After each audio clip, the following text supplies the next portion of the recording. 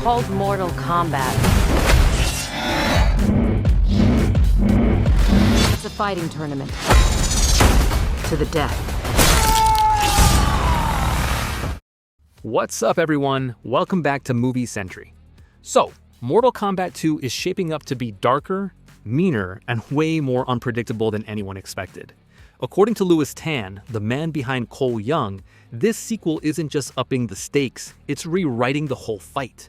The long-teased tournament is finally happening. The fatalities on another level. And the message from the cast couldn't be clearer. Nobody is safe. That's a bold promise. But what exactly does it mean for the story, for the fan-favorite fighters, and for the future of this franchise? Today, we're breaking it all down. The brutal upgrades, the returning characters, the new faces, and how Mortal Kombat 2 might finally deliver the version fans have been waiting years to see. The first Mortal Kombat movie back in 2021 set the stage. It introduced Cole Young, teased iconic warriors, and built toward a legendary tournament that never happened. Fans weren't happy and they made sure Warner Brothers heard it. This time, there's no holding back. The sequel dives straight into the tournament. Earthrealm's champions are finally stepping into the arena to defend their world against the brutal armies of Outworld. And at the top of that deadly pyramid stands Shao Kahn, played by Martin Ford, one of the most intimidating physical presences in the industry. The vibe from the cast and crew suggests the film's tone will be far more intense. Gone are the training montage setups. This is all-out war. Director Simon McQuoid seems determined to deliver the authentic Mortal Kombat experience, the blood, the chaos, and the mythos that fans grew up with.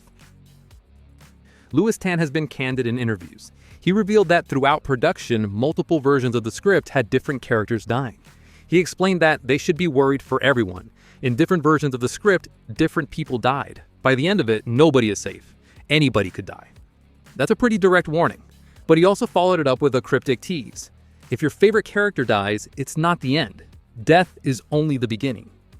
Now, that phrase, death is only the beginning, sounds like more than comfort talk. In Mortal Kombat, death has always been flexible. Characters die gruesome deaths only to come back as new versions of themselves. Remember the first movie?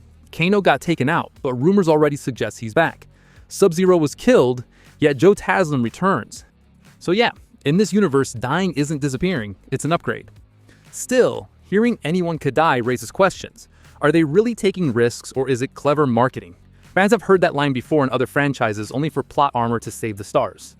This sequel isn't hiding behind PG-13 rules or safe choices. The creative team is going all in on the iconic finishing move that defined the games.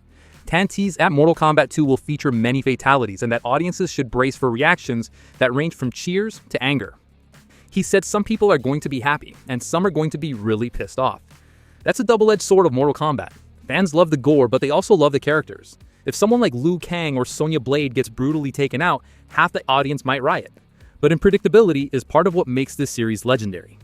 Expect fatalities inspired directly from the games. Heads split, spines pulled, hearts crush, practical effects blended with stylized VFX. It's not violence for shock's sake, it's spectacle rooted in nostalgia. Let's talk about Cole. In the first film, he was controversial. Some fans liked the idea of a new original fighter, others felt he didn't belong. But this sequel seems ready to silence critics. Tan revealed that Cole's story continues in a big way. He said that he has an epic fight in Mortal Kombat 2. He can't tell you who it's with, but when you find out, you'll know why it's so epic. He added that the fight takes place in one of his favorite video game locations, and get this, that single battle took 3 weeks to film. 3 weeks for one sequence. That's unheard of outside major blockbuster finales.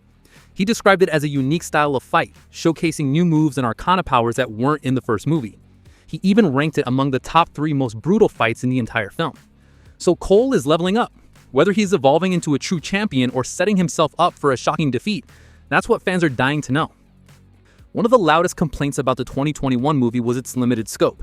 Fans wanted the iconic arenas, the pit, the living forest, the courtyard, and a deeper dive into the mythic tone that defines Mortal Kombat. This time, it sounds like the filmmakers listened. Shooting reports mention elaborate set designs inspired by Outworld and several classic stages from the games. Tan's favorite location comment hints that we'll finally see those fan-favorite backdrops come alive in live action.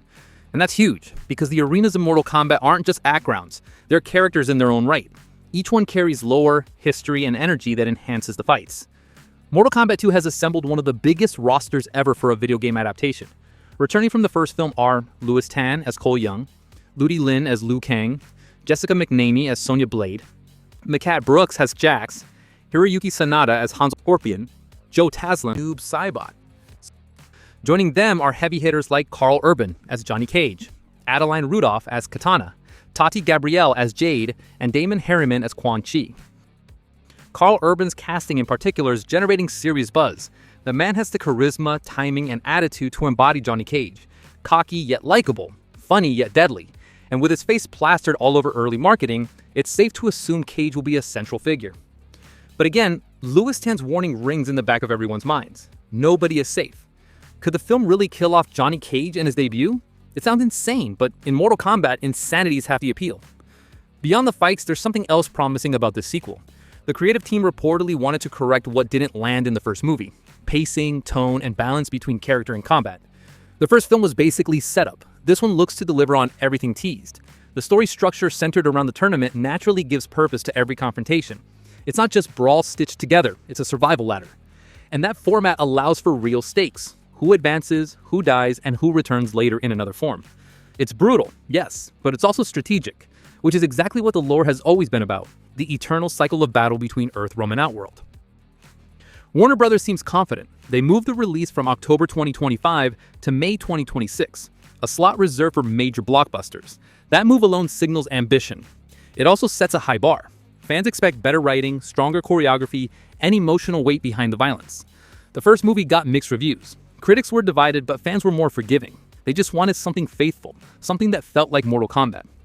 Now that goodwill comes with pressure. This is the moment to prove that the franchise deserves a long-term cinematic future. If they get it right, Mortal Kombat 2 could set the tone for a trilogy as earlier announced, or even a full-blown cinematic universe. Death is only the beginning.